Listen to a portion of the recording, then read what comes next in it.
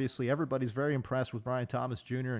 and his ability to get open downfield and his underneath work too. He's on pace right now, Matt, for 1,350 yards and 10 touchdowns with a very efficient 65% catch rate as well. That's what's been so cool about Brian Thomas, is that this is not a guy making like rookie mistakes. Look at the release. There's your separation. Great route. Stutter and go. Gets by clean. That is unbelievable. Maybe the greatest catch I've ever seen.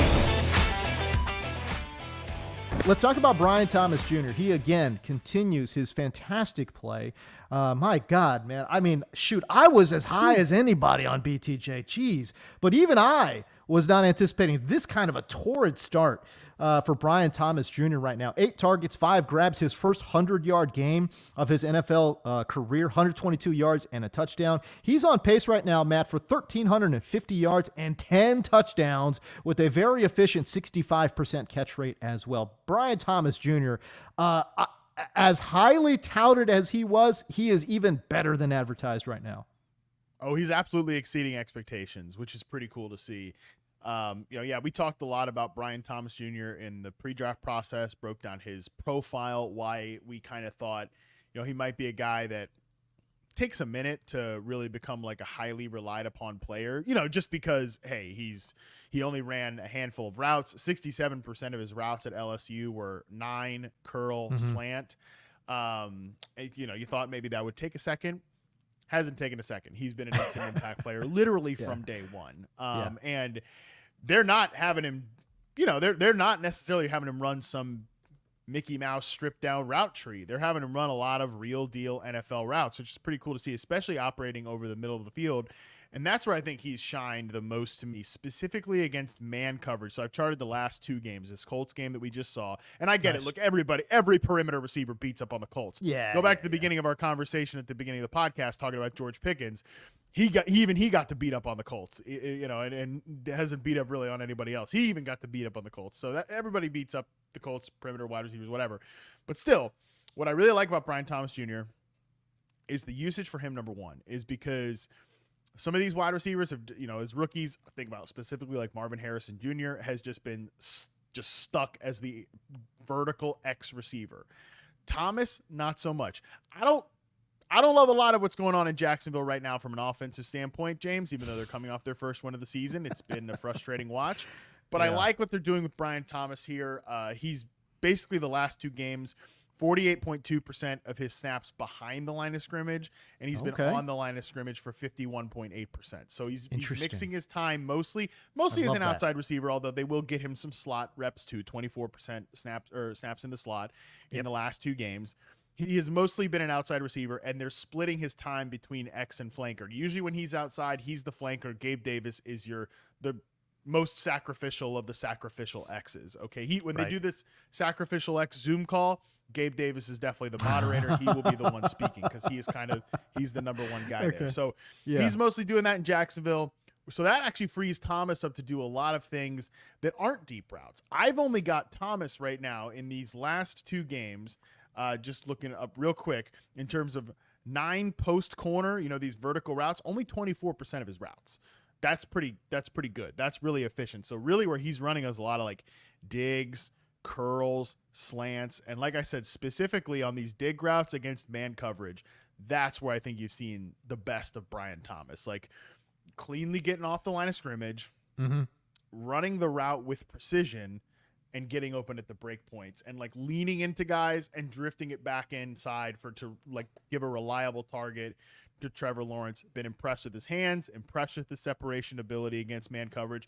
The zone coverage number is definitely poor. We're talking like sub 70%. In a 2-game sample, it's whatever. 2-game sample is not a big deal, but we're still talking about sub 70% in a 2-game sample. That's obviously not great. We've got to get that number up for him to be like, I don't know, a real deal number 1 receiver or something like that. But man, he's just checking so many boxes. And I feel great about kind of our pre-draft comparison of the actualized version of the, Martavis Bryant, Christian Watson, Quentin Johnston archetype of receivers. He is so far and away better than those guys, and just looks really good so far. Yeah, and I know we've talked about this before, and so much of his route tree there at LSU, his prospect profile, go check it out on the website, receptionperception.com. But as you mentioned, he just ran so many of 3 particular routes. He ran so much of the 9. He ran so much of the dig, and he ran so many curl routes and so many slant routes, right? Well, I mean, between the 9 curl and slant, those were also, again, he was fan-freaking-tastic on those routes. So, yeah, he's running a lot of them, but he was so open on so many of those plays, too. I mean, a 72% success rate on the 9 route is just, I mean, that is mind-boggling. That is mind-boggling when you're talking about a prospect, man. So that was really impressive, and I am so excited to see what his year-end numbers end up looking like, because right now I'm very impressed. Obviously, everybody's very impressed with Brian Thomas Jr. and his ability to get open downfield, and his underneath work too is looking really, really good. I think what he's done in the slant route area has been really impressive. Yeah, so I've got the curl route as his most commonly run route, 22%, and with an 83% success rate. That's another thing that's really been striking to me, mostly against man coverage, but still against zone coverage as well. Working back to the quarterback and just here's that number 7. Like, you've got a reliable target in me, Brian Thomas, a rookie. And this is not like a reliable wide receiver room at all, man. You know, Christian Kirk's a nice player, but wouldn't say he's like the picture of precision and all that stuff. Certainly Gabe Davis. I mean, Gabe Davis had a play on Sunday where he fumbled the ball and before that had committed like an offensive pass interference. So it's one of those, like, when you look at the game log of it, it's just a 3-sentence, like, G Davis did this, G Davis did that, G Davis did that. None of it's good. Like, it was just, that was the play for Gabe Davis. That's who he is. He's not necessarily that picture of reliability guy. No. I don't think Travis Etienne's been a picture of reliability as a receiver out of the backfield either. So, like, look, and as much as I was a fan of the Calvin Ridley edition last year, he did not turn out to be a reliable player for the Jacksonville Jaguars. That's what's been so cool about Brian Thomas, is that this is not a guy making like rookie mistakes either. Again, we're talking about somebody that this dig route on this play is supposed to go to this depth, and that is when I cut it in. I sell that corner like I'm going out, I'm coming in right at the correct depth. Lawrence, he's right where he expects it to be. Even little things like, we just talked about at the beginning of the show, Dontavian Wicks's hands, and like how he's like sometimes got to adjust to a off-thrown pass by Jordan Love, and he lets it slip through his hands, and that goes down as a drop or a contested catch loss, however you want to chart it. Like, Thomas doesn't have those. There's a play specifically, I think, against the Texans the week prior to this Colts one, where, again, it's one of these dig routes over the middle of the field against man coverage. He's open. The coverage is a little tighter, but he's definitely open, and Lawrence lets that ball go, and it's behind Thomas, but Thomas just quickly puts the hands out, brings it back in like it's no problem. And it's a pass that I'd almost give a receiver like, all right, you know what, I'm giving you a pass for not catching this one, right? Because you got to adjust to it. It's behind you, whatever.